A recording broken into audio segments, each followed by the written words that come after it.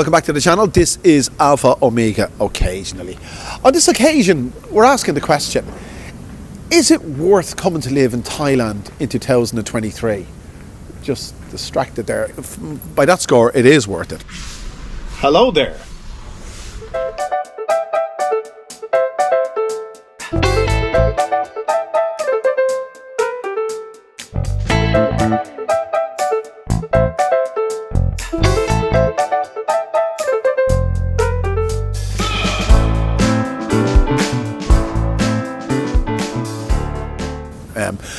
But is it worth coming to live in Thailand in 2023? There's lots of talk about the new Thai tax law. But from what the information I've gathered is it's not so much a change in the law, it's a change in the rule. Now, I'm not going to go into it in detail because I'm no way anywhere near understanding what it's all about.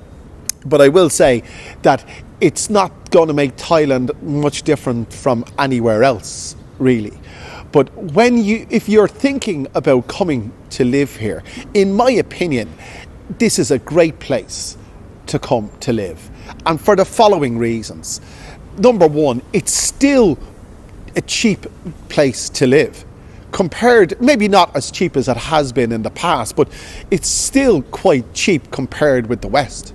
You can live here on $2,000 a month quite comfortably. That works out. Now, again, I could be out here and there, but let's say 60,000 baht. If you have 60,000 baht a month, you could rent an apartment, say, for 15,000 baht, quite a nice one. And that gives you 45,000 baht to do whatever it is you want to do.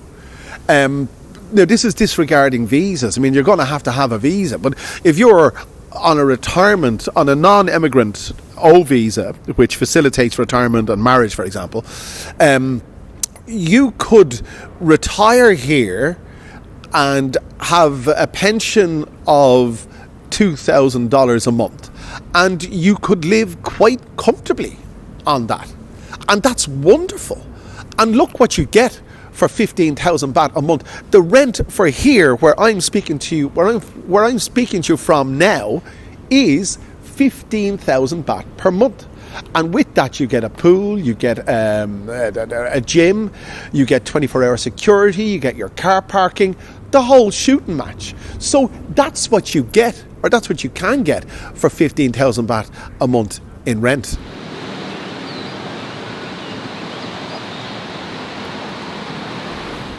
So if you're thinking of retiring to Thailand, by the way, the age threshold is 50 to do that. I'm not on a retirement.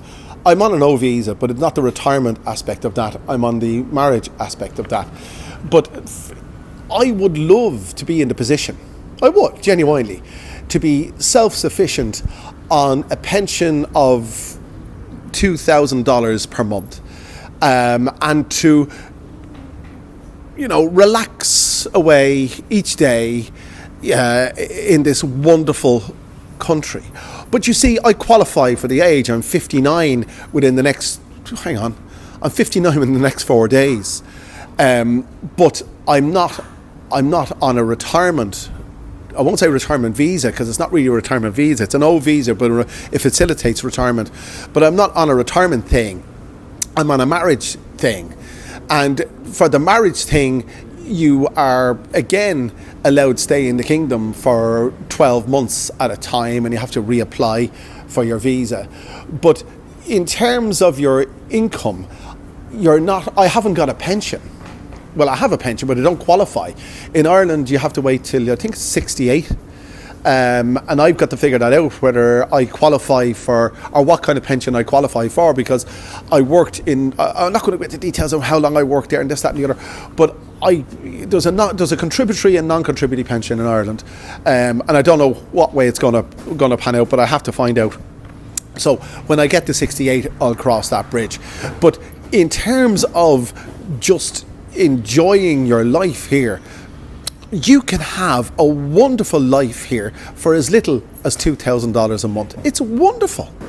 And it's a wonderful prospect.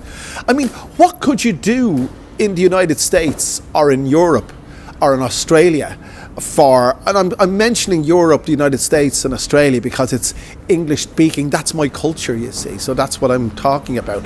I have knowledge of these places.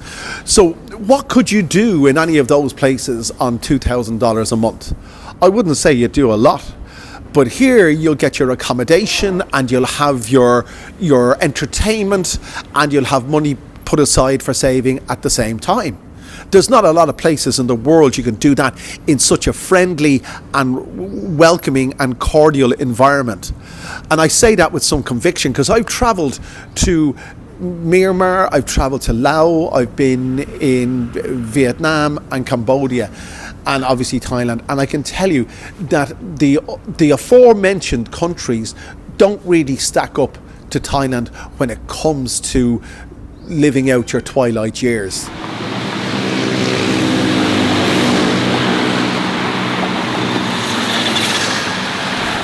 And to be able to live out your twilight years in an environment like this is fantastic. But I just draw a comparison. We're talking about the fact, is Thailand worth it in 2023? If you compare it with Myanmar, for example, I've just come back from there. There's no comparison. If you walk the streets of Yangon, it's nothing. It makes Bangkok look like Paris. I mean, that's the truth. That's the truth. Apart from central Yangon, which is pretty nice architecture because it's ex-colonial. But generally speaking, Thailand has the edge, as far as I'm concerned, on the countries that it borders, or the countries of this region. You can talk about places like Singapore. Well, there's been so much talk about Singapore in recent times, how damn expensive it is to live there, that it wouldn't necessarily be a good option if you're on a budget, let's say. So the answer to the question, it is yes. Thailand is a fantastic place to come and live in 2023, regardless of whatever else you hear about tax laws and visas and all this kind of thing. It's doable. It's very, very doable, and it's one of the best places that I've ever lived in my life. So there you go, guys. I hope you've enjoyed this. And if you have done, make sure you click that like button, the share button, the subscribe button. Do all those wonderful things. And I'll bring you back another wonderful video very soon. Thanks for joining me.